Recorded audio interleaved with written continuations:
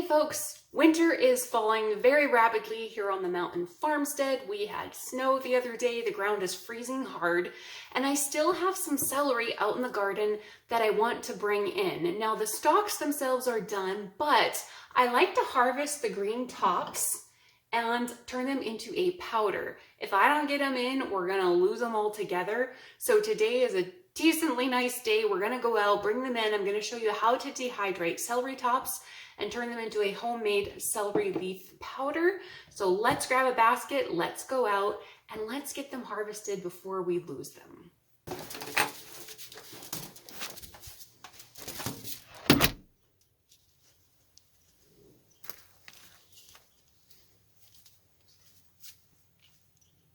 So as you can see here, the gardens are pretty much done, but we do have some celery hiding among the kale, some of the leeks, some of the things we have left here.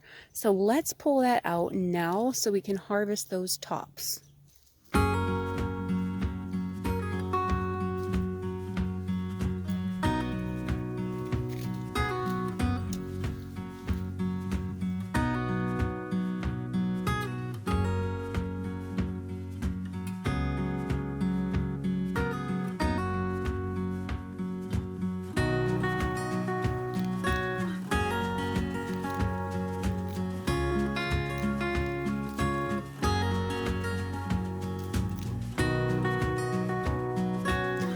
Here's the thing, when you're collecting celery tops at the end of the year, you don't really want to take the yellow leaves. They're not going to have a lot of flavor. They're going to be pretty dead. And so I just like to go through and cut off all those bright, vibrant green tops, and then I just chop the plant off at the earth's level, and they can rot in the ground, and if they survive, they can come back in the spring. But make sure you're getting the biggest, the best, the most vibrant colored leaves.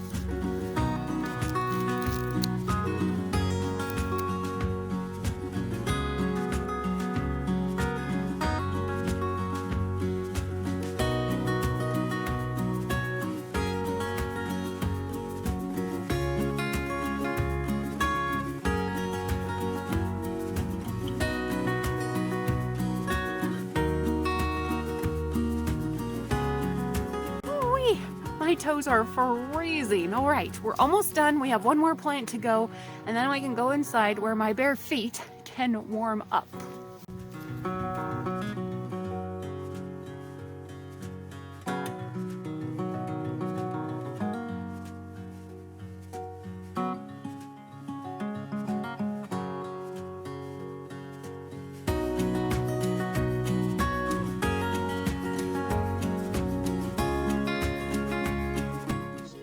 Accomplished. My feet are freezing. So let's go inside so they can thaw out, and we will process these. And I'm so happy we got the last of them in for the year. Hooray! More flavoring for my homemade, homegrown spice cabinet.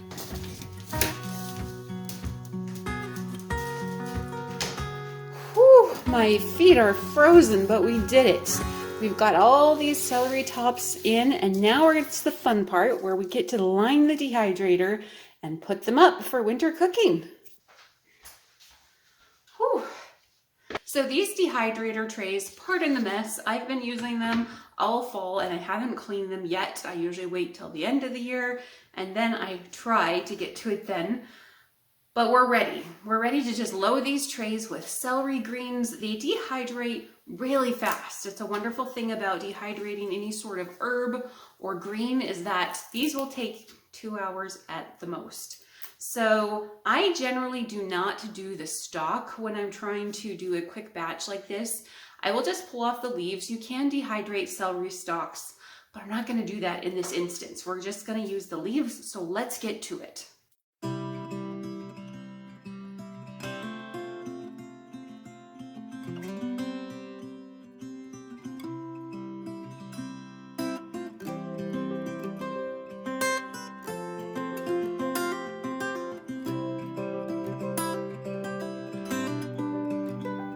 Now you will notice with my trays that I really load the celery leaves on. If you're not doing stalks and just the greens, They are going to dry so fast, you can really layer them on there.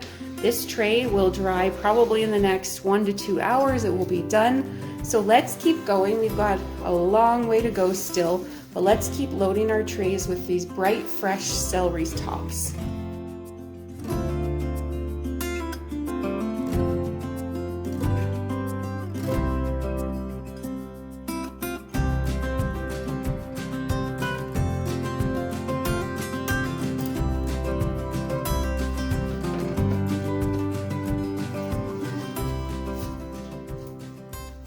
Dehydrating your celery leaves is a great way to make one last use of your celery.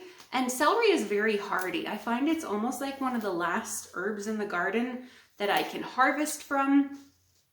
And so I like to grab the tops and just dehydrate them like this. It's a great way you can add celery flavor to your natural spice cabinet. You grow your own celery flavor out in the garden. It's an excellent way to go and an excellent way to make sure your spices are natural, your flavorings you use in your kitchen are natural, and that they haven't been treated with stabilizers and preservatives. So it's not a bad way to go.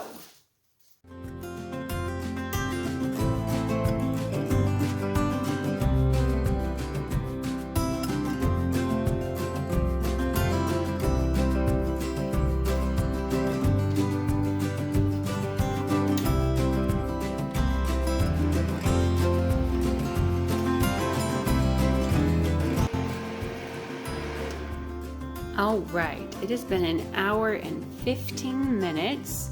So let's see what we've got. Crispy, crunchy leaves. I actually switched trays around halfway to make sure they dried evenly. So the bottom ones got placed on the top and vice versa. But these are crispy, they're crackling, they're ready to go. So let's take them over to the table and deal with them.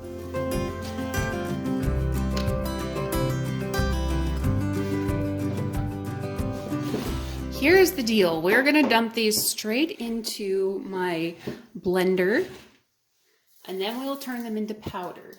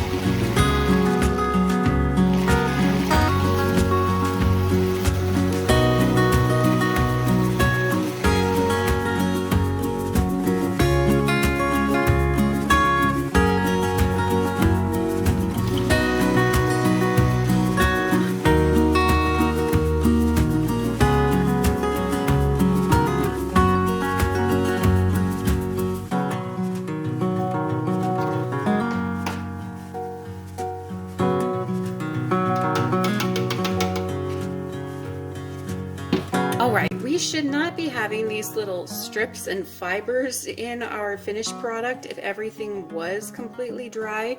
So I actually probably should have run this for more like 2 full hours instead of 1.5 hours, because if we jar this up, these will actually go bad and mold. So I could spread these out on a tray and let them air dry until everything is fully dry and these pieces break apart, but I'm actually going to do this instead and see if this will work for me.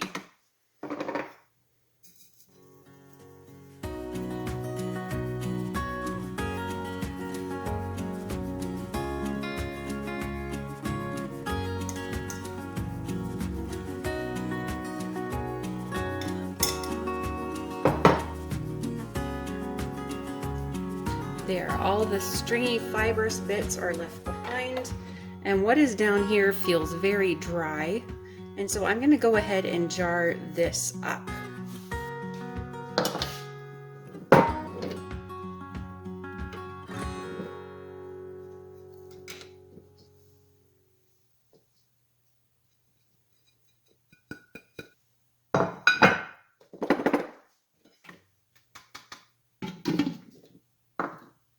All right, so there we go. We've got at least 1 cup's worth of dehydrated celery powder.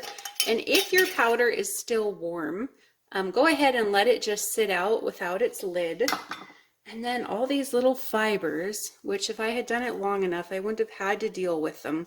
They would have just pureed with the leaves. But all these I'm just going to throw away. When this is cool, I'm going to come back. I am going to lid it up.